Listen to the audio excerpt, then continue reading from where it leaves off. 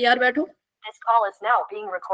Good evening everyone. तो जैसा कि आप सभी को पता है, हम यहाँ पे ले रहे हैं ऑनलाइन क्लासेस। किस क्लास के लिए? तो वो है 10th क्लास के लिए। किस सब्जेक्ट की? तो वो है मैथ की, जिसमें हमने आपका चैप्टर नंबर 6 का रिवीजन करना स्टार्ट कर दिया था और आज इसकी जो है वो शायद तीसरी क्लास है। तो आज हम जो करने वाले हैं वो 6.2 के लास्ट के 2 सवाल हैं। जैसे ही वो सवाल खत्म होते हैं हम सीधा 6.3 आज के आज ही शुरू कर देंगे, ठीक है? जो कि थोड़ी सी टफ लगती हो बच्चों को, 6.3 थोड़ी सी टफ लगती होगी, बट वो भी काफी आसान है, ठीक है?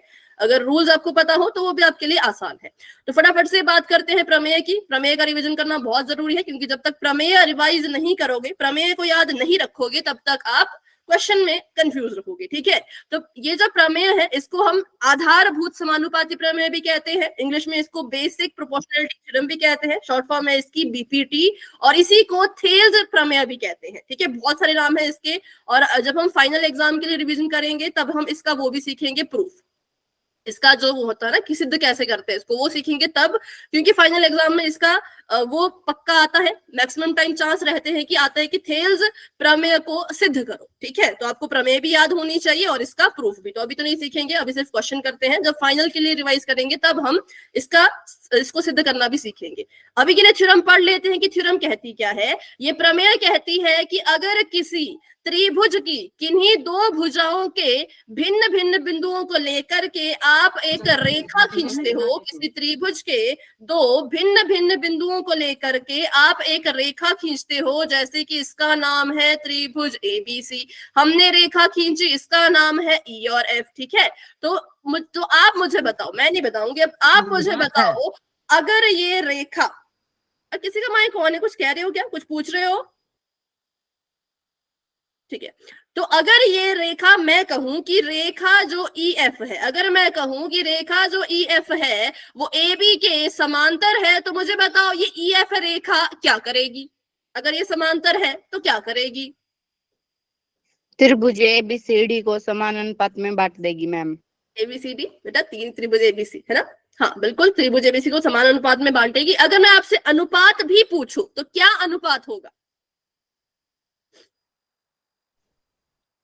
ए ई बटे में बिल्कुल बराबर बी एफ बराबर बटे में बी एफ बी। बिल्कुल ठीक है, बिल्कुल सही है। तो ये प्रमेय है कि अगर, बिल्कुल, कि अगर आपका ये जो ईएफ रेखा है ये 2 भुजाओं से मिलके बनी है, एसी से और बीसी से, इन दोनों भुजाओं के भिन्न भिन्न बिंदुओं को जोड़ा तो एक रेखा बनी। ये रेखा ऐसी है कि ये इसके समांतर है, और अगर ये रेखा इसके समांतर है, तीसरी भुजा के समांतर है, तो ये क्या करती है? ये त्रिभुज को समान अनुपात में बांटती है। गलती से भी समान भाग मत लिखना, समान अनुपात में बांटती है। मतलब कि इस रेखा का जो ऊपर वाला हिस्सा है एई, और इसी रेखा का जो नीचे वाला हिस्सा है ईसी, एई बटा ईसी का जो अनुपात होगा, मतलब उनका जो बटा होगा, वो किसके बराबर होगा? तो इस वाली रेखा के 2 अनुपात के, जैसे कि बी एफ बटा एफ सी के, ठीक है? तो ये हमने सीखा था, पिछले 3 दिन से हम यही सीख रहे हैं। अब आगे बढ़ते हैं और दूसरी प्रमेय के बारे में बात करते हैं, फिर क्वेश्चन करेंगे, ठीक है? तो पिछले केस में था, अगर रेखा समांतर है तो वो त्रिभुज की भुजाओं को समान अनुपात में बांटेगी। अब यहाँ पे इसी का उल्टा कर दिया। पीछे कह रहे थे कि रेखा समांतर है तो समान अनुपात में बांटेगी, अब ये कह रहे हैं कि अगर त्रिभुज की इस त्रिभुज में एक रेखा खींच दी जाए, एक रेखा ऐसे जो है वो खींच दी जाए, और ये क्या कर रही हो, ठीक है? एक रेखा खींच दी जाए, मान लो इसका नाम फिर से लिख दिया ए बी सी, और एक ये बी सी और ए बी को मिला के एक रेखा बनी है। और अगर ये रेखा क्या कर सकती है? अगर ये रेखा ए बी, इसको नाम देते हैं हम एल एम का, ठीक है? इसको नाम देते हैं एल एम का। तो अगर ये रेखा क्या कर रही है? अगर ये रेखा ए एल बटा एल बी के अनुपात को बराबर कर रही है बी एम और एम सी के अनुपात के, तो ये रेखा कैसी होगी? बताओ बताओ, सोचो और बताओ। इस रेखा ने इस त्रिभुज की भुजाओं को समान अनुपात में बांटा, तो ये रेखा कैसी होगी? मैम प्रतिच्छेदी मैम, नहीं, प्रतिच्छेदी नहीं होगी, अनुपाती। अरे अनुपात तो इसने कर दिया ना, समान अनुपात में तो बांट दिया। इसको आप समझो। हाँ सुरेंद्र ठीक कहा, बिल्कुल ठीक कहा। देखो ना पीछे वाले क्वेश्चन में कह रहे हैं कि अगर रेखा, बेटा माइक ऑफ रखो साहिल। अगर रेखा समांतर है, पिछले केस में कह रहे थे अगर रेखा समांतर है तो समान अनुपात में बांटेगी। इस केस में कह रहे हैं अगर रेखा ने समान अनुपात में बांट दिया, अगर रेखा ने समान अनुपात में बांट दिया तो क्या होगा, रेखा समांतर होगी। समान अनुपात में बांट दिया है इट मीन्स रेखा समांतर है। और पिछले केस में कह रहे थे कि अगर रेखा समांतर है तो समान अनुपात में बांटेगी। ठीक है, आपने बस दो चीजें याद रखनी, एक रखना समान अनुपात, एक रखना समांतर। अगर रेखा समांतर है तो समान अनुपात में बांटेगी, अगर रेखा ने समान अनुपात में बांटा तो वो समांतर होगी। सिंपल। ठीक है, बस ये आपको इनका उल्टा सीधा याद होना चाहिए कि उल्टे में क्या कहना है, सीधे में क्या कहना है। बताओ अभी थोड़ा सा क्लियर हुआ? Yes ma'am. ठीक है, तो आगे बढ़ते हैं और करते हैं अब क्वेश्चन को। तो क्वेश्चन नंबर 9 हम कर रहे थे, 8 क्वेश्चन हमने कर लिए हैं पिछली क्लास में, 8वां क्वेश्चन कर लिया था। आज क्वेश्चन नंबर 9 करते हैं। क्वेश्चन नंबर 9 थोड़ा सा अलग है, तो इसको बिल्कुल ध्यान से समझने की कोशिश करना। डाउट कहीं पर भी आएगा तो अपने आप पूछ लेना।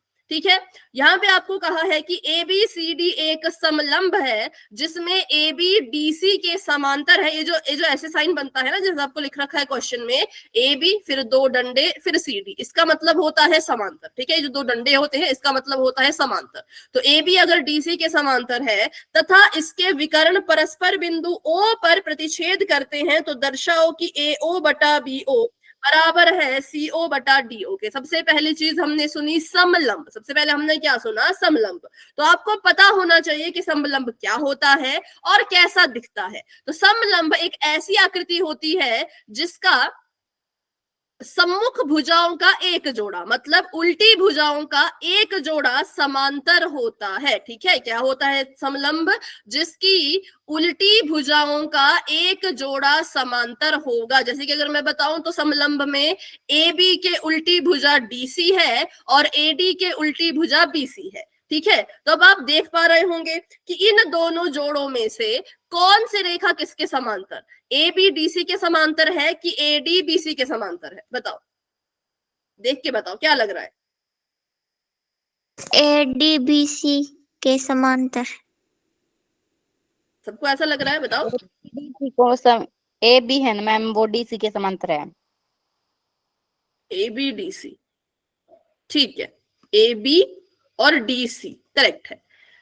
क्योंकि अगर हम बात करें AD और BC की तो AD ऐसे जा रही है, BC ऐसे जा रही है। समांतर रेखा ऐसे तो नहीं जाती, समांतर रेखा जाती है बिल्कुल ऐसे। अगर एक ऐसे चल रही है तो दूसरी भी ऐसे ही चलेगी।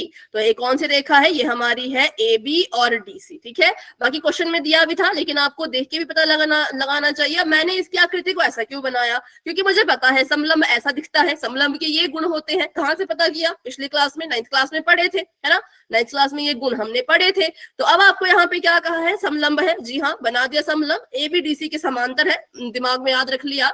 इसके जो विकर्ण है वो परस्पर बिंदु O पे प्रतिच्छेद कर रहे हैं, तो विकर्ण बनाओ। विकर्ण होता है एक कोने से दूसरे कोने को जोड़ना। A से C को जोड़ा, B से D को जोड़ा। ठीक है, किस पर ये प्रतिच्छेद कर रहे हैं, तो ये प्रतिच्छेद कर रहे हैं इस बिंदु पर जिसका नाम है बिंदु O।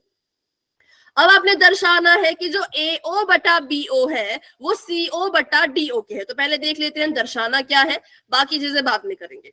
AO बटा BO, ये रहा AO, ठीक है, और ये रहा BO। अगर हम इनका अनुपात कर दें, AO बटा BO का अनुपात कर दें तो वो बराबर आना चाहिए CO और DO के। ठीक है, वो बराबर आना चाहिए CO बटा DO के। ठीक है, अब हम क्या करेंगे, अगर हम AOB और DOC इन दोनों त्रिभुजों को समरूप साबित कर दें, हम अगर क्या कर दें, AOB और DOC त्रिभुज को समरूप साबित कर दें तो हम प्रूव कर पाएंगे कि इनका जो संगत भुजाओं का अनुपात है वो बराबर होगा। ठीक है, इनका जो संगत भुजा का अनुपात है वो बराबर होगा। यहाँ पे थोड़ा सा आपको दिमाग लगाना पड़ेगा, सोचना पड़ेगा। हमें कहा है कि AO का BO से अनुपात, CO का DO से अनुपात, हमें जो है इनको बराबर करना है, इनके अनुपात को बराबर करना है। तो हमें प्रूव करना पड़ेगा पहले कि ये दोनों त्रिभुजों को ध्यान से देख के कुछ प्रूव करना पड़ेगा, ठीक है। अभी जितने हम इसको समरूप प्रूव करेंगे या बिना समरूप प्रूव के आंसर आ जाए, है ना, क्या पता समरूप प्रूव करने की जरूरत ही ना पड़े, हम कुछ ऐसा करें कि हमें खुद ही आंसर मिल जाए। तो इन दोनों त्रिभुजों को मैं ले रही हूँ अभी के लिए, ऊपर और नीचे वाला। अब सवाल ये उठता है कि मैंने ऊपर और नीचे वाला त्रिभुज ही क्यों लिया, मैंने दाएं बाएं वाला, मतलब इसमें भी तो ये आ रहा था ना, देखो इस वाले त्रिभुज में भी तो AOOD और BOOC आ रहा था, मैंने इसको क्यों नहीं लिया, मैंने इन ऊपर और नीचे वाले त्रिभुज को ही क्यों लिया? AD हम काम की भुजानी है इसलिए। किसकी? AD मैम हमें जो सिद्ध करनी है ना मैम, ये चाहिए नहीं। हाँ, मतलब वो भी कह सकते हैं और ऐसा भी कह सकते हैं, क्योंकि जो AD और BC है ये आपस में समांतर ही नहीं है, तो इनका हम कुछ यूज कर भी नहीं पाएंगे। अब हमें क्या रखा था कि AB BC के समांतर है, तो इसका हम इस्तेमाल कर सकते हैं कि क्या पता हमारे काम आ जाए, है ना, किसी भी त्रिभुज को लो हो जाता, लेकिन हम ऊपर वाले को इसलिए ले रहे हैं क्योंकि हमें दे रखा है ये दोनों समांतर है। अब जो चीज क्वेश्चन में दी है उसका भी तो इस्तेमाल करना पड़ेगा ना, इसलिए हम ऊपर और नीचे वाले त्रिभुज को ले रहे हैं, दाएं बाएं वाले त्रिभुज को नहीं ले रहे हैं। तो पहले लिख लेते हैं कि हमें दिया क्या क्या। इस क्वेश्चन को ध्यान से सीखो क्योंकि ये क्वेश्चन पेपर में आ सकता है, 9th और 10th क्वेश्चन इंपॉर्टेंट है, ठीक है, क्योंकि इसमें आपको सब कुछ खुद ही करना है, ना तो फिगर दे रखी, ना तो आपको बताया कि समलंब कैसा होता है, क्या होता है, ये सारी चीजें आपको खुद ही ध्यान में रखनी पड़ेंगी, इसलिए इसको अच्छे से सीखो। कहीं पे डाउट होगा तो पूछ लेना, पहले मैं लिख लेती हूँ कि दिया क्या है, सिद्ध क्या करना है, फिर डाउट पूछती हूँ, ठीक है। हमें दे रखा है कि ABCD एक समलंब है, तो हमने जो है वो उसको समलंब के रूप में बना दिया। ABCD क्या है, एक समलंब है, तो हमने जो है वो समलंब बना दिया। अब हमें कह रखा है कि जो AB है वो DC के समांतर है, जो AB है वो DC के समांतर है, ठीक है, और इसके जो विकर्ण है वो O पे प्रतिच्छेद कर रहे हैं, इसका कोई काम है नहीं। अब हमको सिद्ध करने को क्या कहा है तो वो लिख लेते हैं। तो आपको बोला है कि सिद्ध कीजिए, ये चीज सिद्ध करो कि जो AO बटा BO है वो बराबर है किसके, CO बटा DO के। ये हमने सिद्ध करना है। अब इसको सिद्ध करने के लिए लगते हैं इसका प्रमाण। पहले मुझे बताओ यहां तक क्लियर है? किसी बच्चे के मन में कोई भी डाउट हो या समझ ना आया हो तो फटाफट से पूछो, बिल्कुल फटाफट से, क्योंकि इंपॉर्टेंट क्वेश्चन है, इसको नहीं छोड़ सकते ऐसे। बताओ किसी को कोई डाउट?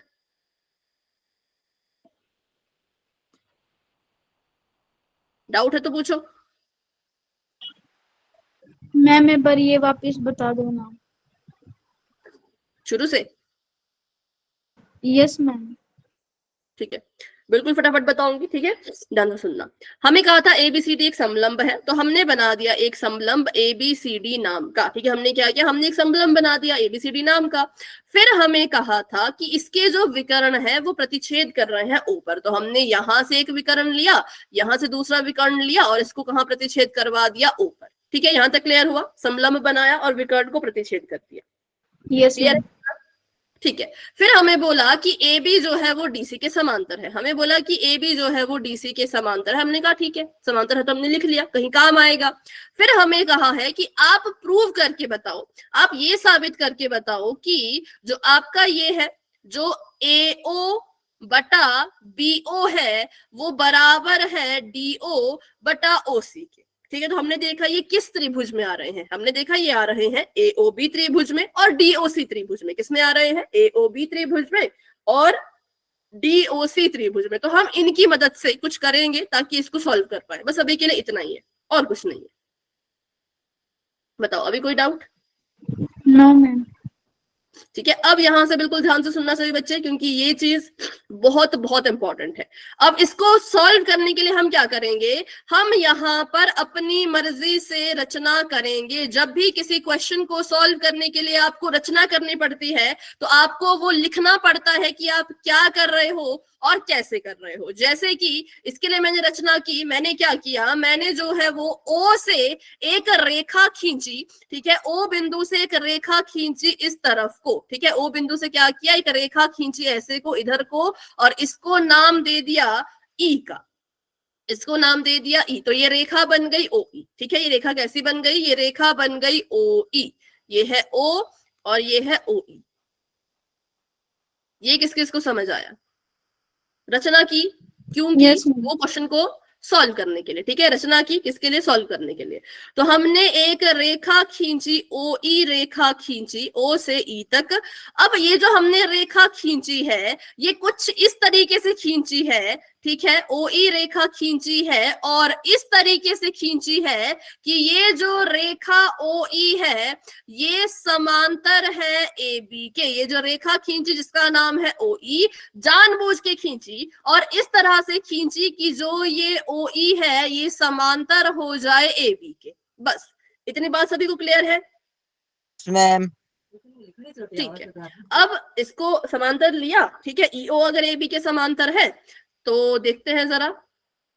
अब हमें लेना पड़ेगा बड़ा वाला त्रिभुज, ठीक है, मतलब अब हमें लेना पड़ेगा ये पूरा का पूरा त्रिभुज जो यहां से यहां तक बन रहा है, ये वाला। इसको अलग ही कलर करते ताकि आपको ध्यान रहे किसको हम ले रहे हैं। तो हम ले रहे हैं इस वाले त्रिभुज को जिसका नाम है एओबी, ठीक है, हम किसको ले रहे हैं, एओबी को हम ले रहे हैं।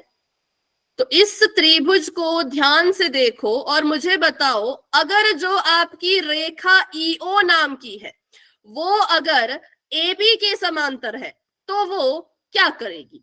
अगर आपकी जो ये रेखा है ईओ नाम की और ये समांतर है ई ए बी के तो ये क्या करेगी। कोई जल्दी नहीं है, आराम से सोच के बताओ। त्रिभुज ए बी डी को मैम समान अनुपात में बांट देगी। ये बिल्कुल, तो अनुपात क्या बनेगा, सोचो और बताओ। तो अनुपात क्या बनेगा, ठीक, ए ई बटा ई डी बराबर है किसके, बराबर बी ओ बटे में ओ डी, बी ओ बटा ओ डी। क्योंकि बिल्कुल ध्यान से देखो, फिर से रिपीट करती हूँ किया क्या, ठीक है, फिर से रिपीट कर, जिसको भी समझ नहीं आया। मैंने देखा कि ये एक रेखा ये थी ईओ नाम की और ईओ रेखा जो है वो इस त्रिभुज में है, इस त्रिभुज में, ठीक है, जिसको मैंने ब्लैक कलर किया, इस वाले त्रिभुज में है। बाकी सबको भूल जाओ, अभी के लिए मैं इस रेखा को अगर मिटा दूं, इसको अभी के लिए भूल जाओ, ठीक है, और बस इस त्रिभुज को देखते रहो। और इसको देख के हमने पता लगा लिया कि अगर जो आपकी ईओ है वो किसके समांतर है, अगर वो ए बी के समांतर है तो वो क्या करेगी, वो इसके और इसके अनुपात को, मतलब ए ई बटा ई डी को बराबर कर देगी डी ओ और ओ बी के अनुपात के। क्या कर देगी, बराबर कर देगी डी ओ और ओ बी के अनुपात के। किस किस को ये चीज समझ आई बताओ। क्योंकि ईओ है इसके समांतर, अगर रेखा समांतर होती है समान अनुपात में बांटती है। इसने एडी को यहाँ टच किया, डीबी को यहाँ टच किया, तो जिन दो रेखाओं को टच करती है उन्हीं को तो अनुपात में बांटती है ना। तो इन दोनों के अनुपात को बराबर कर दिया इन दोनों के अनुपात के। कब, जब रेखा ईओ समांतर थी ए बी के, ठीक है। और कैसे समांतर है तो हमने ले रखी है, हमें किसी ने कहा नहीं था, हमने खुद से इसकी रचना की, खुद से हमने जो है वो इसको समांतर माना, ठीक है। अब आगे बढ़ते हैं। तो अगर ये इसके समांतर है तो क्या हो जाएगा, जो ये ए ई का जो रेशो है, मतलब ए ई बटा ई डी बराबर आ जाएगा किसके, बी ओ बटा ओ डी के, ठीक है, बी ओ बटा ओ डी के। अब अगर मैं आपसे एक सवाल पूछूं, अगर ओ ई जो है वो ए बी के समांतर है, अगर ओ ई जो है वो ए बी के समांतर है तो क्या ओ ई डी सी के समांतर भी होगी। अगर ओ ई ए बी के समांतर है तो क्या ये डीसी के समांतर भी होगी, हाँ या ना। Yes ma'am. क्यों, इसका कारण पता है किसी को, हाँ तो चलो ठीक बोला, पर इसका कारण पता है किसी को।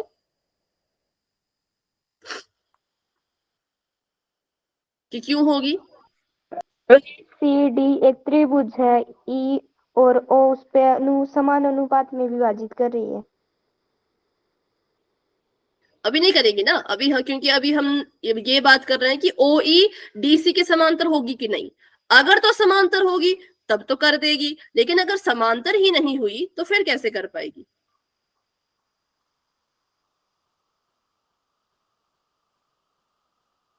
समांतर है पर कैसे है, तो देखो बिल्कुल सिंपल सी बात है।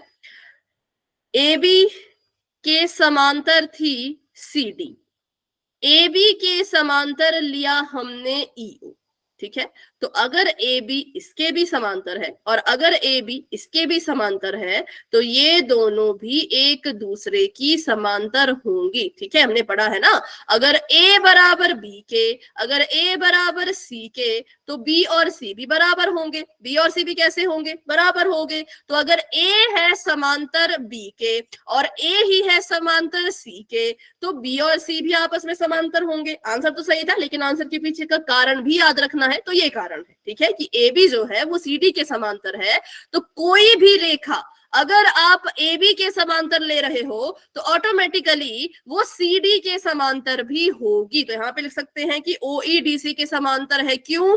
क्योंकि ए बी सी डी के या डी सी के समांतर थी, इसीलिए। ठीक है, अगर ये हमें क्वेश्चन में नहीं दिया होता, सवाल में आपको ऐसा नहीं दिया होता कि ए बी डी सी के समांतर है, तो आप ऐसा भी नहीं कह पाते कि ओ ई डी सी के समांतर होगी। इस चीज को समझने की कोशिश करो, ये दोनों आपस में समांतर दी थी।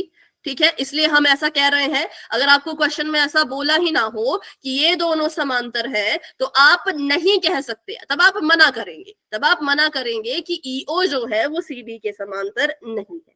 ठीक है, तो बस इसको इतना करते हैं। अब यहाँ पे देखेंगे, क्योंकि ये डीसी की भी समांतर है, तो अब हमें लेना पड़ेगा नया त्रिभुज। कौन सा त्रिभुज लें, तो उसकी बात कर लेते हैं। तो इसको अभी मिटाते हैं यहाँ से, ACD क्योंकि ये वाला तो नहीं लेंगे, इसको पूरे मिटा देते हैं, फिर से बनाते हैं फटाफट। ये ऐसा आपको कुछ समझ नहीं आएगा ना। ए बी सी डी और यहां से गए इसके विकर्ण, विकर्ण से ली हमने एक रेखा ओ ई नाम की। ठीक है, इसका नाम है ई, इसका नाम है ओ। अब कौन सा त्रिभुज देखेंगे, तो अब हम त्रिभुज देखेंगे, हाँ किसी ने नाम बताया था, क्या वो कौन सा नाम? ए सी डी। ठीक है, ये वाला। ठीक है, ये वाला, क्योंकि इसी में है ना ओ ए और ओ सी। तो ये वाला त्रिभुज देखेंगे। अब इस त्रिभुज को देख के बताओ कि ये जो आपका ई ओ है ये क्या करेगा।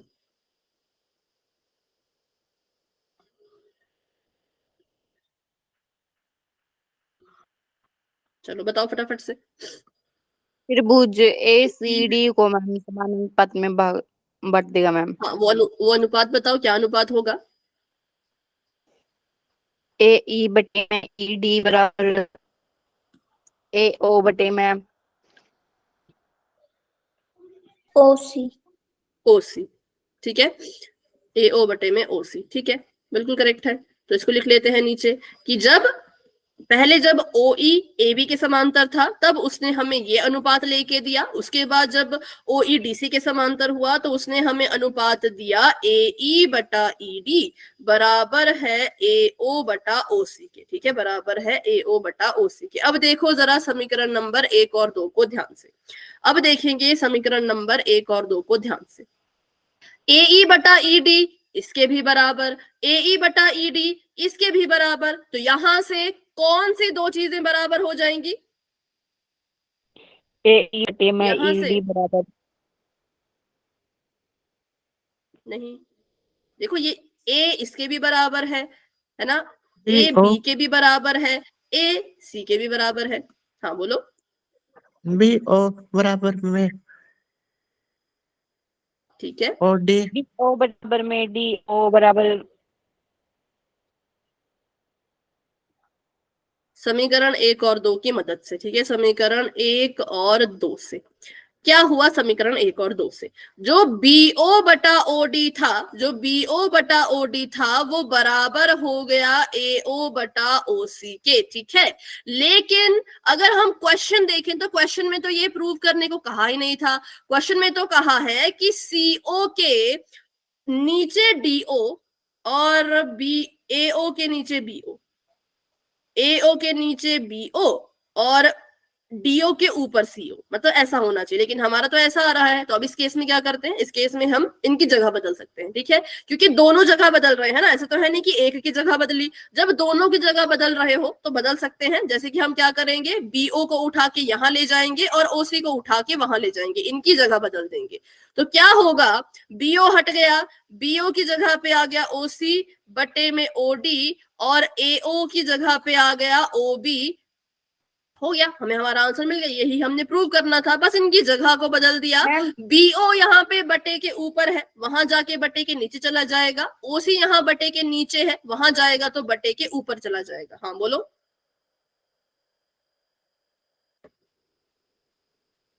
बोलो पिंकी। मैम मैं लिख रही थी ये क्वेश्चन। अच्छा अच्छा, अभी मत लिखा करो ना, लिखने के लिए टाइम मांग लिया करो, क्योंकि समझो पहले, ठीक है। तो इसमें बस इतना ही था, इसमें हम इसकी जगह बदल देंगे तो अभी लिखने लगी ठीक है, मैम, मैं समझा था। ठीक है, ठीक है। तो इनकी जगह बदल दी और हमें हमारा आंसर जो है वो मिल गया। एक बार इसको मैं बिल्कुल शॉर्ट में रिपीट करूंगा, अगर बिल्कुल शॉर्ट में। आपने एक समलंब बनाना है, ठीक है, आपने एक समलंब बनाना है और उस समलंब का जो विकर्ण होगा उनको जोड़ देना है, और अपनी मर्जी से एक रेखा यहाँ ले लेनी है ओ ई नाम की, ठीक है। आप इसको कोई भी नाम दो, एफ नाम दे दो, कुछ भी नाम दे दो, ओ ई नाम की। पहले ओ ई को समांतर करना है ए बी के, फिर जो भी अनुपात निकलेगा उसको लिख देना, फिर इसी ओ ई को समांतर कर देना है सी डी के, और जो भी अनुपात निकलेगा उसको लिख देना। फिर आप देखोगे कि दोनों का जो अनुपात है वो उसमें ए ई बटा ई डी, ए ई बटा ई डी आ रहा है, ऊपर वाले में भी और नीचे वाले में भी। तो ये क्या है, ए ई बटा ई डी इसके भी बराबर, ए ई बटा ई डी इसके भी बराबर। तो जब ऐसा होता है कि सेम चीज, एक ही चीज दो अलग अलग चीजों के बराबर होती है, तो वो दो अलग अलग चीजें भी बराबर ही मानी जाती हैं, ठीक है। तो इसलिए यहाँ पे हमने क्या किया, बीओ बटा डीओ को ओसी बटा ओए के बराबर लिख दिया। लेकिन हमने क्वेश्चन देखा तो क्वेश्चन में तो प्रूव कुछ और ही करना था, उसमें जगह चेंज करी थी हम। जो हमारा आंसर ये आ रहा था, लेकिन क्वेश्चन में बोल रहे थे कि एओ के नीचे बीओ होना चाहिए, ओडी के ऊपर ओसी होना चाहिए। तो हमने देखा ये तो बिल्कुल बढ़िया है, हम अगर इन दोनों की जगह को बदल दें तो हमें आंसर मिल जाएगा। तो यहाँ पे हमने क्या कर दिया, ओई और ओसी की जगह बदल दी, सॉरी ओबी और ओसी की जगह बदल दी, और जगह बदलने पर हमें वो मिल गया जो हम प्रूव करना चाहते थे, ठीक है। अभी इस क्वेश्चन में किसी को कोई भी डाउट? No ma'am. लिख लिया सभी ने? कोई लिख रहा हो तो बता दो।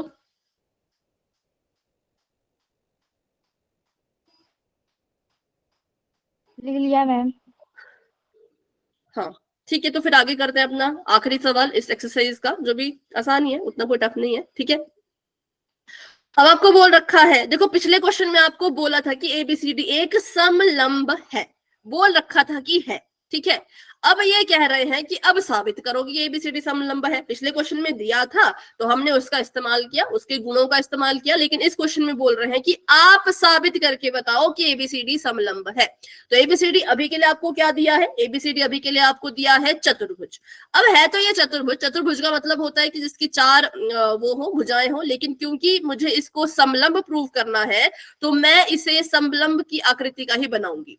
वैसे तो बोला है कि एबीसीडी चतुर्भुज है, चतुर्भुज में कुछ भी आता है, आयत हो गया, समलंब हो गया, समांतर चतुर्भुज हो गया, सारे ये क्या है, चतुर्भुज है। लेकिन क्योंकि मुझे क्वेश्चन में बोला था इसको आपने करना है समलंब प्रूव, तो मैंने इसको बना ही दिया समलंब की आकृति की, ताकि बार बार टेंशन ना हो, ठीक है। अब ये कह रहे हैं कि इसके भी विकर्ण लो, और विकर्ण जो है वो ऐसे कर दो, इधर उधर प्रतिच्छेद कर दो, ठीक है, इधर उधर क्या कर दो, प्रतिच्छेद कर दो। और किस पर, बिंदु ओ पर। इसका नाम फिर से वही है ए बी सी डी, इसका नाम अभी भी वही है ए बी सी डी। और आपको बोल रखा है कि ये जो बिंदु है ये इस तरह से प्रतिच्छेद किए, इन बिंदुओं ने इस ए बी सी डी को इस तरह से प्रतिच्छेद किया कि उससे कुछ हुआ। क्या हुआ उससे? उससे ये हुआ कि ए ओ बटा बी ओ किसके बराबर है, सीओ बटा डीओ के। ये जो दिया होता है ये हमारे काम आता है, ठीक है, इसलिए इसको ध्यान में रखना है। अब हमने सिद्ध क्या करना है, तो सिद्ध हमने ये करना है कि ए बी सी डी एक समलंब है। सिद्ध क्या करना है कि ए बी सी डी एक समलंब है। अच्छा, ए बी सी डी अगर एक समलंब है तो इसका गुण क्या होगा, इसमें क्या ऐसी खास बात होगी? अभी मैंने पीछे बताया था आपको क्या खास बात होती है समलंब में, बताओ। कुछ मैंने भुजा के बारे में बोला था, कुछ उल्टी भुजा ऐसा कुछ बोला था मैंने, उसके बारे में कुछ बताया था। क्या खासियत मैम होती है भुजाएं बराबर होती हैं, समलंब की? 2 भुजाएं बराबर होती हैं। बराबर नहीं होती, शब्द गलत बोल रहे हो, 2 भुजाएं तो होती है, लेकिन कैसी? समांतर। समांतर। ठीक है, कैसी होती है? समांतर। तो अगर हम किसी तरह ये प्रूव कर दें, हम किसी तरह ये साबित कर दें कि जो ए बी है वो सी डी के समांतर है, तो ऑटोमेटिकली ये प्रूव हो जाएगा कि ये समलंब है, क्योंकि समलंब का गुण यही होता है ना कि अगर उसकी ऑपोजिट साइड उल्टी भुजाएं, उल्टी भुजाओं का एक जोड़ा अगर समांतर सिद्ध हो गया तो हम कहेंगे कि ये एक समलंब है। तो हमने कहा चलो इसको हमें प्रूव करना पड़ेगा, ये आपको आना चाहिए। जैसे हिंदी में लिखा है समलंब, लेकिन हिंदी में तो लिखा है, लेकिन उससे मैथ निकालना आना चाहिए। जैसे कि एबीसीडी समलंब है, ये प्रूव करना है, ये साबित करना है, कैसे करेंगे वो पता करो। तो उसके लिए हमने पता कर दिया कि अगर हम प्रूव कर दें कि ए बी और सी डी एक दूसरे के समांतर है, तो ये खुद ही खुद प्रूव हो जाएगा कि ए बी सी डी एक समलंब है। ठीक है, तो चलो इसको प्रूव करना करते हैं स्टार्ट। अब फिर से वही चीज, इस तरह के सवालों को जब प्रूव करते हैं तो उसमें हमें रचना करनी पड़ती है, तो फिर से हम रचना करेंगे। ठीक है, फिर से हम यहाँ पे रचना करेंगे। रचना कौन सी करनी है? तो सेम जो पीछे रचना की थी आपने, कि जो एक रेखा खींचेंगे ओ से, क्या करेंगे? ओ से एक रेखा खींचेंगे ओ ई नाम की, और इस रेखा को ऐसे खींचना है, इस रेखा को ऐसे खींचना है कि ये क्या हो जाए? ये ए बी के समांतर हो जाए। क्या हो जाए? ए बी के समांतर हो जाए। तो चलो फिर लिख दिया मैंने यहाँ पे कि ओ ई रेखा खींचिए, जो कि कैसी है? कैसी है? ओ ई समांतर है ए बी के। अब फिर से वही चीज, अगर ओ ई ए बी के समांतर है तो ओ ई क्या करेगी? बताओ। अगर ये समांतर है तो ये क्या करेगी? बोलो फटाफट से। भूल गए हैं? इतनी जल्दी भूल गए क्या, कि लिख रहे हो इसलिए नहीं बोल पा रहे हो? अगर ओ ई ए बी के समांतर है तो ओ ई क्या करेगी? समांतर रेखा क्या करती है? हाँ बिल्कुल, तो अनुपात वही बनेगा जो पिछले क्वेश्चन में बना था। अनुपात वही बनेगा जो पिछले क्वेश्चन में बना था। तो इसको लिख लेते हैं, ए ई बटा ईडी मैम, ईडी बराबर में बी इसके बराबर आ जाएगा बी ओ बटे BO में बटा ओडी। ओडी। ठीक है, और उसको नाम दे दिया समीकरण नंबर 1। अब मुझे बताओ, अगर ओ ई ए बी के समांतर है तो क्या ओ ई सी डी के भी समांतर होगी?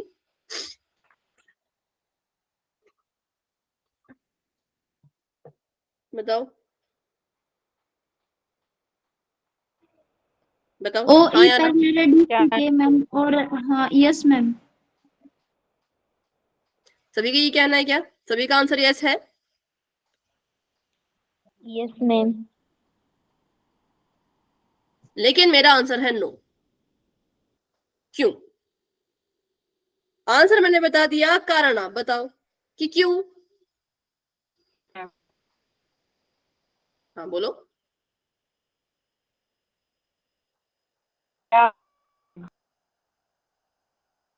क्योंकि क्वेश्चन में ऐसा बोला ही नहीं है। अगर क्वेश्चन में दिया होता, देखो दिया है सिर्फ इतना, दिया है सिर्फ इतना। पिछले केस की बात करें तो पिछले केस में हमें क्या दिया था? पिछले केस में दिया था कि ए बी सी डी के समांतर है ना? यहाँ पे इन्होंने खुद ही बोल दिया था कि ए बी सी डी के समांतर है। तो जितनी भी रेखाएं मैं ए बी के समांतर बनाती जाऊंगी, वो सारी की सारी रेखाएं खुद ब खुद डीसी के भी समांतर होती जाएंगी, क्योंकि ए बी डीसी के समांतर थी। ये क्वेश्चन में दे रखा था, पर यहाँ नहीं दिया है ना, यहाँ पे हमें दिया नहीं है।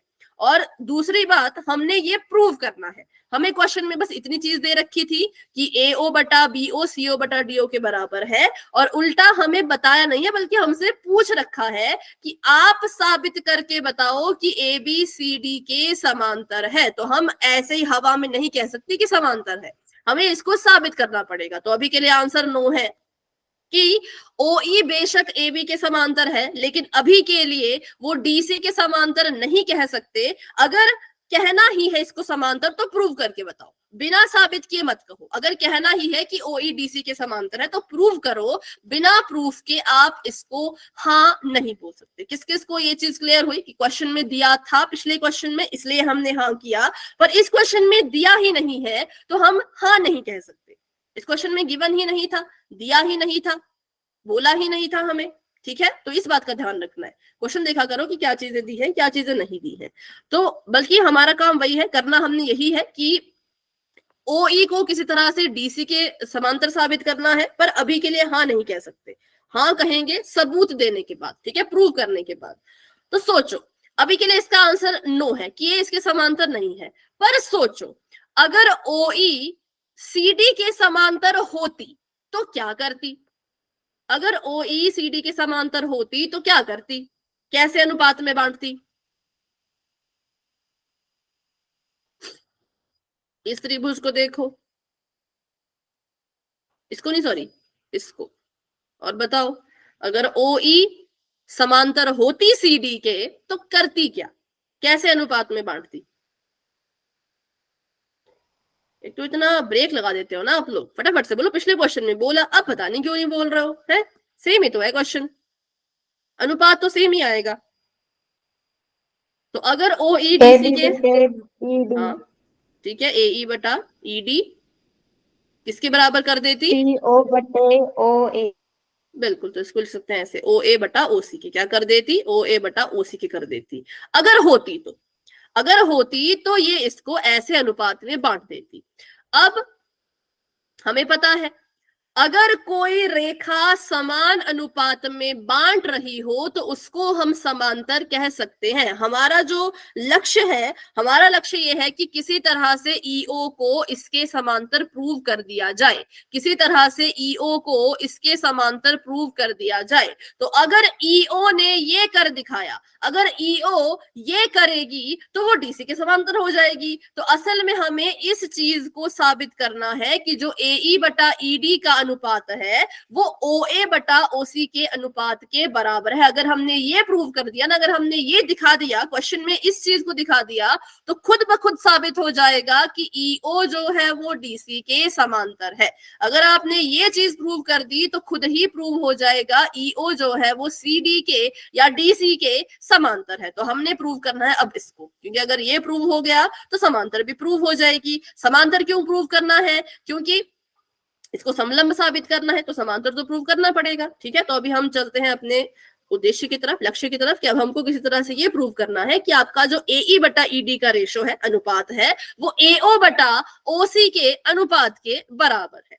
तो हम लेंगे अब किसको, एक तो अपने समीकरण नंबर 1 को और दूसरा उसको जो हमें क्वेश्चन में दे रखा है, ठीक है। तो इसको फिर से लिख लेती हूं मैं, ये है AO बटा BO जो मैं नीले रंग से लिख रही हूं, ये हमें सवाल में दे रखा था, ये हमें क्वेश्चन में दे रखा था, ये दिया है।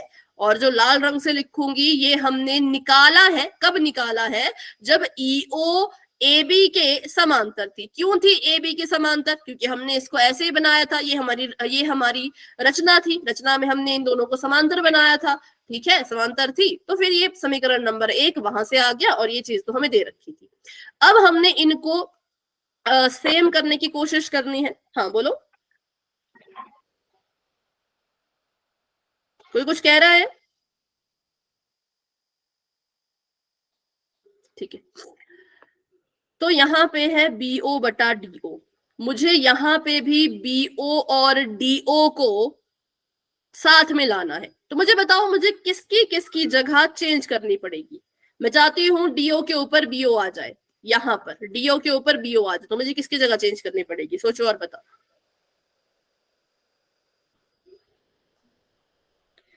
जगह CO की मैम, CO की। किसके साथ? BO ma'am. BO ठीक है, मतलब इन दोनों की, अगर मैं इन दोनों की जगह बदल दूं तो फिर इसकी तरह बन जाएगा। ठीक है, तो मैंने AO को ऐसे का ऐसा लिखा, AO के नीचे लिख दिया मैंने OC, और BO को ले गए उस तरफ तो BO ऊपर चला गया, ये आ गया। देखो जगह बदलना बहुत आसान है। CO ऊपर था, वहां जाएगा तो नीचे पहुंच जाएगा। BO यहाँ पर है, वहां जाएगा, नीचे है तो वहां जाएगा तो ऊपर पहुंच जाएगा। तो ये दिया था, इस दिए से हमने जगह बदल के नया समीकरण बना दिया। और यहाँ पर देखो तो एक समीकरण तो हमारे पास पहले से ही पड़ा था। ठीक है, तो इसको अगर आप नाम दे दे समीकरण नंबर 1 और इसको अगर नाम दे दे समीकरण नंबर 2, अब आप ही मुझे बताओ कि कौन किसके बराबर यहां से साबित हो गया। खुद देख के बताओ, मैं नहीं बताऊंगी। आखिरी क्वेश्चन है, अब तो आपको आना चाहिए कि कौन किसके बराबर हुआ। AO बटे में OC बराबर AE बराबर मैम बटे में ED। बिल्कुल, वेरी गुड भाई, बिल्कुल करेक्ट है। क्योंकि देखो हुआ क्या, हमने देखा कि ये जो BO बटा DO है ये इसके भी बराबर है, BO बटा DO इसके भी बराबर है। अगर कोई एक ही चीज दो अलग अलग चीजों के बराबर होती है तो वो दो अलग अलग चीजें भी एक दूसरे के बराबर ही मानी जाती हैं। सिंपल, इतनी सी बात याद रखनी थी, हर क्वेश्चन में ये यूज हुई है। तो अब देखो, क्या यही था वो जो हमें प्रूव करना था? जी हाँ, बिल्कुल यही था जो हमें प्रूव करना था। हमें बताना था कि जो AE का अनुपात है ED के साथ, जो AE का अनुपात है ED के साथ, वो बराबर है किसके? AO का अनुपात OC के साथ। किसके? AO का अनुपात OC के साथ। अगर इन दोनों का अनुपात इन दोनों के अनुपात के बराबर है तो इसका क्या मतलब हुआ? अगर इसने इनको समान अनुपात में बांट दिया है तो इसका क्या मतलब हुआ? रेखा कैसी है? समांतर मैम। रेखा कैसी है? समांतर। किसके? किसके समांतर? DC के मैम। DC के, बिल्कुल, क्योंकि हमें ये चीज प्रूव करनी थी। इनका अनुपात बराबर हमने प्रूव कर दिया। अब अगर ये चीज सिद्ध हो चुकी है तो ऑटोमेटिकली ये भी सिद्ध हो जाएगा कि जो EO है वो CD के भी समांतर है। तो इस क्वेश्चन में ध्यान देने वाली बात इतनी सी थी कि आप खुद से नहीं कह सकते कि EO CD के समांतर है। पिछले क्वेश्चन में कहा था क्योंकि सवाल में दे रखा था। इस क्वेश्चन में नहीं कह सकते क्योंकि सवाल में दिया नहीं था। ठीक है, तो अभी के लिए हमने एक नई चीज साबित कर दी कि बेशक हमें पता नहीं था कि OE DC के बराबर समांतर है या नहीं, लेकिन क्योंकि ये बराबर आ चुके हैं तो इसने हमें बता दिया कि हमारा जो EO है वो DC के समांतर है। हमारा जो EO है वो DC के समांतर है। पर फिर से क्वेश्चन को देखो, जहां पे आपने लिखा है सिद्ध करना, वहां पे तो आपने लिखा था कि भाई हमें तो सिद्ध करना है कि ABCD के समांतर है, पर सिद्ध हमने किया कि EO DC के समांतर है। सिद्ध तो हमने ये करना था, तो बिल्कुल ये भी सिद्ध हो जाएगा। बिल्कुल आसान है, क्योंकि जो आपने रचना की थी, आपने माना था कि OE जो है वो AB के समांतर है। और जब आपने इसको हल किया तो हल करके आपने ये भी साबित कर दिया कि OE जो है वो DC के समांतर है, OE जो है वो CD के समांतर कह लो, DC कुछ भी कह लो, CD के समांतर है। तो अगर OE AB के भी समांतर और OE CD के भी समांतर, तो इसका क्या मतलब हुआ? इसका क्या मतलब हुआ? AB समांतर मैम CD।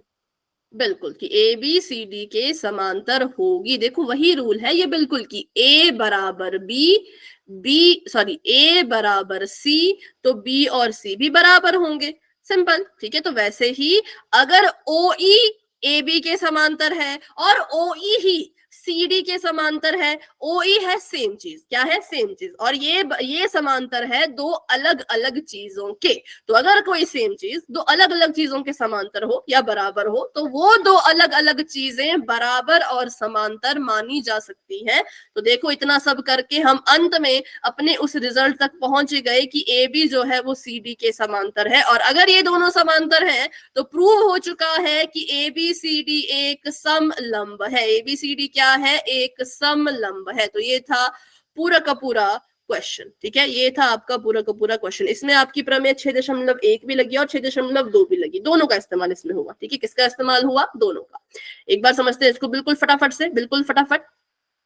आपको बोला था एक ABCD एक चतुर्भुज है। आपको बोला था ABCD एक चतुर्भुज है। ठीक है, चतुर्भुज है तो क्या करेंगे? चतुर्भुज है तो इसको बना देंगे। मैंने बनाया इसको समलंब की आकृति का। क्यों? क्योंकि अंत में मुझे प्रूव करना है कि ये एक समलंब है। मुझे जो दिया था मैंने लिख दिया। मुझे दिया था AO बटा BO CO बटा DO के बराबर है। सिद्ध करना था कि ABCD एक समलंब है। अब हिंदी में तो पता है कि इसको समलंब प्रूव करना है, पर कैसे करना है वो कैसे पता लगाएंगे? समलंब के गुण से। समलंब के पास एक गुण होता है कि इसकी जो ऑपोजिट साइड्स होती हैं, जो उल्टी भुजाओं का एक जोड़ा समांतर होता है। तो अगर हम इस जोड़े को समांतर प्रूव कर दें, हम प्रूव कर दें कि AB जो है वो DC के समांतर है, तो ऑटोमेटिकली प्रूव हो जाएगा कि ये एक समलंब है। ठीक है, तो इसके लिए हमने करी एक रचना। रचना के लिए हमने बनाई एक रेखा OE नाम की। OE रेखा की रचना इस तरह से करी कि वो AB के समांतर हो जाए। ये रचना खुद की, किसने कहा नहीं, अपने आप हमने की, क्योंकि इसकी हमें जरूरत थी। ठीक है, रचना करने के बाद हमने देखा कि अगर OE इसके समांतर है तो ये समान अनुपात में बांटेगी। समान अनुपात में बांटेगी तो लिख दिया कि AE बटा ED बराबर है BO बटा OD के। ठीक है, ये हमने लिख दिया। अब हम DC के साथ ऐसा नहीं कर पाएंगे, हम ऐसा नहीं लिख पाएंगे कि AE बटा DE AO बटा OC के बराबर है। क्यों? क्योंकि ये जो EO रेखा है हम नहीं कह सकते कि DC के समांतर है। क्यों नहीं कह सकते? क्योंकि क्वेश्चन में नहीं दिया है।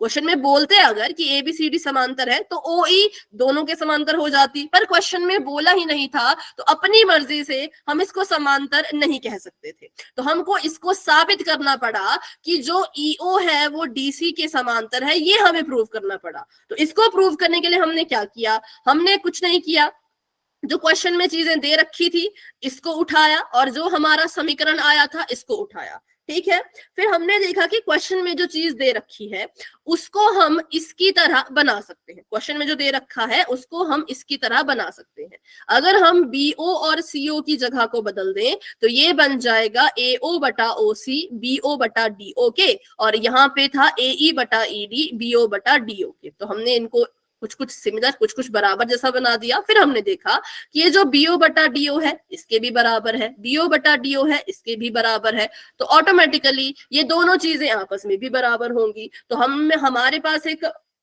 चीज निकल के आई कि जो AO बटा OC का अनुपात है वो AE बटा ED के अनुपात के बराबर है। ये चीज खुद ही निकल के आ गई, हम बस क्वेश्चन सॉल्व करते रहे, ये चीज खुद ब खुद निकल के आ गई कि भाई इन दोनों का जो अनुपात है AE का ED से, AO का OC से, ये बराबर है।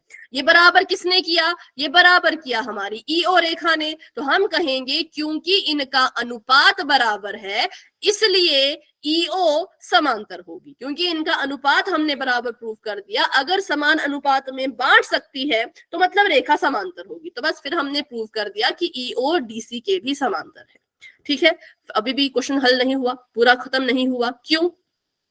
क्योंकि हमने OE को अभी CD के बराबर किया ना, हमें तो OE को नहीं करना था, हमें तो AB और CD को समांतर करना था। तो हमने देखा रचना की OE समांतर AB के, निकल के आया OE समांतर CD के। तो वही फिर यहां से लग गया रूल A बराबर B A बराबर C वाला कि अगर OE इसके भी समांतर है और OE इसके भी समांतर है तो इसका मतलब ये दोनों भी एक दूसरे के समांतर ही होंगे।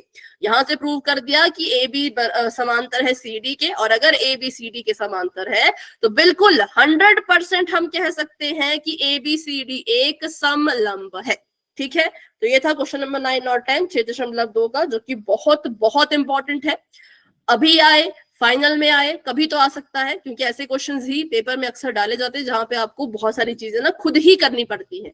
आपको बस एक लाइन दे देंगे लिख के, क्या करना है, फिगर कैसे बनानी है, कैसे सॉल्व करना है, वो आपको खुद ही करना पड़ता है। ठीक है, तो चलिए अभी इसका स्क्रीनशॉट लेना हो, किसी ने लिखना हो, कुछ लिख रहे हो तो बता दो, नहीं लिख रहे हो तो फिर वाई टाइप कर दो, ताकि 6.3 का कुछ शुरुआत तो कर लें। मैम इसको थोड़ा जूम करना, मैम इसको जूम करना थोड़ा, ये वाला तरफ या वो वाली तरफ? यही वाली तरफ में। ठीक है, इतना काफी है क्या और करूं? नो मैम इतना काफी है। इसको रहने देती हूँ, ये आपको फिर समझ आ जाएगा कि ये दोनों बराबर थे। थोड़ा सा ऊपर कर लो या शुरू से लिख रहे हो? नो मैम, थोड़ा फिगर ऊपर। बनाती है, इतना काफी है। यस चलो इसमें मैम। है ना, फिर आपको पूरा दिख जाएगा। चलिए भाई, जिसने नहीं लिखा फटाफट से लिख लो, क्योंकि इम्पोर्टेंट तो है ये। ठीक है, और फिर से रिपीट करती हूँ क्योंकि उस टाइम काफी बच्चे नहीं थे क्लास में। आज शाम को आपको मैं क्वेश्चन पेपर भेजूंगी जो कि हाफ ईयरली का है, पुराना है, किसी ईयर का। उसमें से कौन सा क्वेश्चन नहीं करना है, जो सिलेबस कट गया है, वो क्वेश्चन नंबर बता दूंगी कि ये वाला क्वेश्चन मत करना, और बाकी सारे क्वेश्चन हल करना। वीरवार तक का समय है आपके पास। वीरवार को फिर कोई भी डाउट हो, वीरवार को क्या कल भी पूछ सकते हो, परसों भी पूछ सकते हो, वीरवार को भी पूछ सकते हो अपना डाउट उस क्वेश्चन पेपर से लेकर के, क्योंकि वीरवार को आपकी आखिरी क्लास होगी। शनिवार को पेपर है तो वीरवार को आखिरी क्लास है, शुक्रवार की आपको अवंती की तरफ से और स्कूल की तरफ से छुट्टी है, तो उस दिन फिर आप अपना बस रिवीजन करना आराम से। ठीक है, और हाँ, वीरवार तक है आपका। जो भी डाउट हो, कुछ भी हो, वो मुझसे पूछना। क्वेश्चन पेपर हल करोगे तो पता लगेगा कैसे कैसे क्वेश्चन आते हैं और कैसे कैसे क्वेश्चन आ सकते हैं। क्वेश्चन सेम नहीं आएगा, लेकिन क्वेश्चन का टाइप सेम आएगा। ठीक है, कि इस बहुपद के शून्य निकालो, तो क्या पता आपके हाफ ईयरली में भी किसी बहुपद का शून्य निकालने आ जाए। तो आपको अगर तरीका पता है तो हर बहुपद के शून्य निकाल पाओगे, पर अगर तरीका नहीं पता तो दिक्कत आएगी। ठीक है, बताओ अभी हो गया ये वाला लिख लिया? लिख लिया मैम। यस ठीक है, ये मैम। वाली साइड भी लिख लो क्योंकि ये जरूरी है। ठीक है, ये वाली साइड ज्यादा जरूरी है। इसको मत लिखना, पहले ये लिखना कि OE AB के समांतर, OE CD के समांतर, तो ऑटोमेटिकली ये भी समांतर हो जाएंगी, और अगर ये समांतर हो गए तो ABCD समलंब है, ये भी प्रूव हो जाएगा। ठीक है,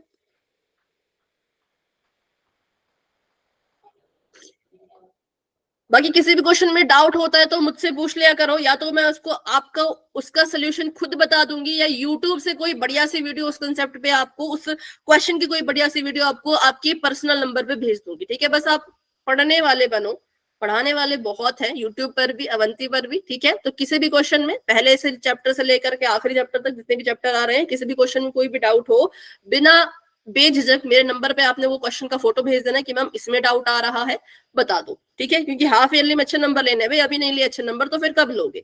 सेट एग्जाम तो निकल गए ऐसे ही, लेकिन हाफ ईयरली को सीरियसली लो। ठीक है, चलो तो अभी बढ़ते हैं आगे। क्या भेजना है आपके पास? क्या भेजना है आपके पास? किसी ने व्हाट्सएप पे लिखा, अभी क्या भेजना है समझ नहीं आया। चलो अभी करते हैं 6.3 का। बेटा आपको मैं कितनी बार बोलूं, ये क्लास है, क्लास में आप शिव कुमार से बात नहीं कर सकते, बाद में बात करना व्हाट्सएप पर। ठीक है, अब यहाँ पे ध्यान दो। 6.3 का बेसिक ये है, मतलब आपको 6.3 के क्वेश्चन अगर हल करने हैं तो आपको ये 4 चीजें पता होनी चाहिए, जिसके लिए थोड़ा सा रिवीजन कर लेते हैं। ठीक है, अगर किसी त्रिभुज को समरूप साबित करना है, देखो समरूप होंगे हमेशा 2 त्रिभुज, ऐसा मत सोचना कि एक अकेला ही खुद में हो जाएगा समरूप। अब उनको समरूप करने के लिए क्या होता है, आपको 4 तरह के ऑप्शंस मिलते हैं, जिसमें से आप अगर एक किसी ऑप्शन को साबित कर दो, प्रूव कर दो, तो आप प्रूव कर पाओगे कि आपका जो त्रिभुज है 2 वो समरूप है। ठीक है, समरूप त्रिभुज के लिए आपको कुछ कसौटियां होती हैं जो पूरी करनी पड़ती है। अगर आपने कोई सी भी एक कसौटी पूरी कर दी तो वो समरूप हो जाएगा। पहली कसौटी होती है ए, मतलब कोण कोण कोण। अगर आपने 2 त्रिभुजों के तीनों संगत कोणों को बराबर साबित कर दिया तो आप कह पाओगे कि ये दोनों त्रिभुज एक दूसरे के समरूप है। दूसरी कसौटी होती है ए। मान लो किसी त्रिभुज के आप तीनों कोणों को तो नहीं बराबर कर पाए, लेकिन आपने अगर त्रिभुज के कोई से 2 कोण भी, कोई से 2 संगत कोण भी बराबर साबित कर दिए तो उसमें लग जाएगी कसौटी ए, मतलब कोण कोण, और फिर वो भी आपके लिए समरूप त्रिभुज बन जाएगा।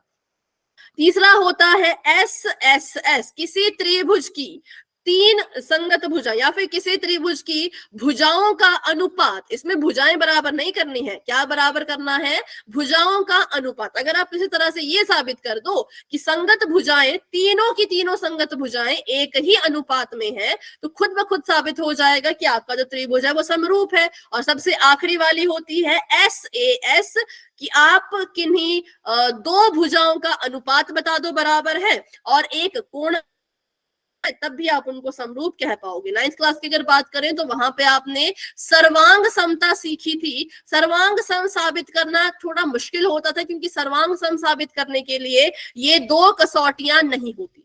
ठीक है, सर्वांग सम साबित करने के लिए ये दो कसौटियां नहीं होती थी। ये दो कसौटियां सिर्फ समरूप त्रिभुज के लिए है, और इन्हीं दो कसौटियों की वजह से किन्हीं भी दो त्रिभुजों को समरूप साबित करना बहुत आसान हो जाता है। ठीक है, अगर ये दोनों नहीं होती तो बहुत मुश्किल होती समरूप साबित करने में, लेकिन क्योंकि ये दोनों हैं तो इसलिए हमारा क्वेश्चन आसान रहेगा। सर्वांग समता में नहीं आता। अगर आपको मान लो 1 नंबर के क्वेश्चन में आ गया कि त्रिभुज सर्वांग सम नहीं होगा, ठीक है, कि त्रिभुज सर्वांग सम नहीं होगा, और आपके पास ऑप्शन में अगर ये दोनों आपको दिखते हैं तो हमेशा इनको टिक करना है, क्योंकि ये सर्वांग समता के लिए नहीं होते। ठीक है, जो एंगल एंगल एंगल या फिर दो एंगल ये सर्वांग समता के लिए नहीं होते। तो क्वेश्चन आता है कि किस केस में त्रिभुज सर्वांग सम नहीं होंगे, तो इन केसेस में त्रिभुज सर्वांग सम नहीं होते, क्योंकि ये सर्वांग समता के लिए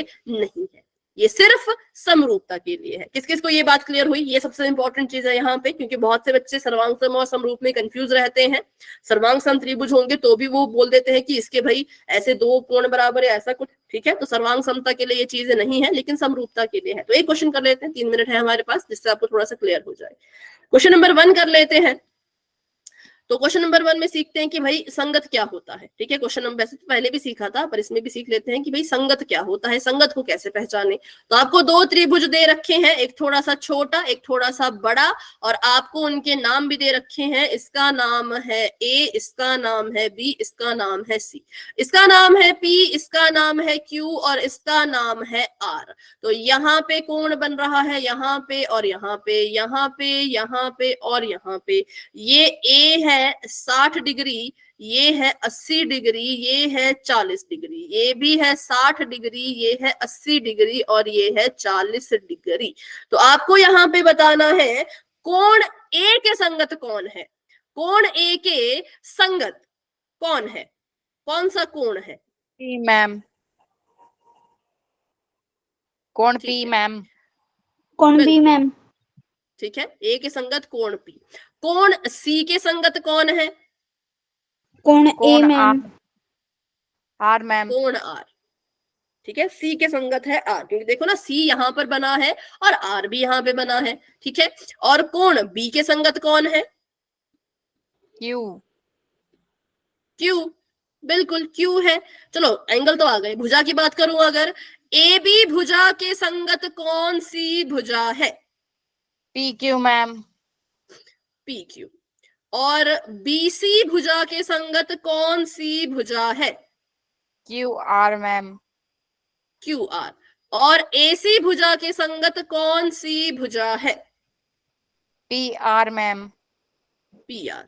ठीक है, तो अगर मैं आपसे पूछूं कि इसमें आप कौन सी कसौटी लगाओगे और इसको समरूप त्रिभुज जो है वो प्रूव करोगे, कौन सी कसौटी लग जाएगी इसमें? अगर आप संगत कोण देखो तो क्या कोण ए कोण पी के बराबर है? यस मैम, ठीक है, कोण ए है कोण पी के बराबर। क्या कोण सी कोण आर के बराबर है? जी हाँ। तो ये देखो ए और पी है 60 डिग्री के, सी और आर है 40 डिग्री के। क्या कोण बी कोण क्यू के बराबर है? यस मैम, कितने डिग्री का है? 80 डिग्री का। ठीक है, तो यहाँ पे इस त्रिभुज के तीनों संगत कोण बराबर हो गए, तीनों संगत कोण बराबर हो गए, तो हम कह सकते हैं कि इसमें कोण कोण कोण वाली कसौटी लग गई। तीनों कोण बराबर है तो भुजा को देखने की जरूरत ही नहीं है, ये वाली कसौटी लग गई, और ये जो है वो क्या हो गया? त्रिभुज हमारा समरूप हो गया। ठीक, क्या हो गया? त्रिभुज हमारा समरूप हो गया।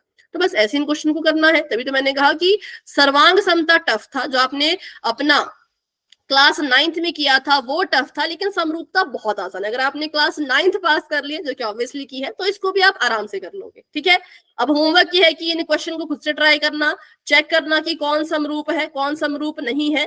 ठीक है, और अगली क्लास में बताना मुझे बाकी क्वेश्चन करेंगे, ऐसे नहीं कि नहीं करेंगे, क्योंकि ये क्वेश्चन आते हैं, छोटे छोटे क्वेश्चन है लेकिन आते हैं, तो इसमें क्या क्या देखना है, कैसे कैसे देखना है, वो सब कुछ हम नेक्स्ट क्लास में सीखेंगे। तो चलिए अभी के क्लास को इतना रखते हैं।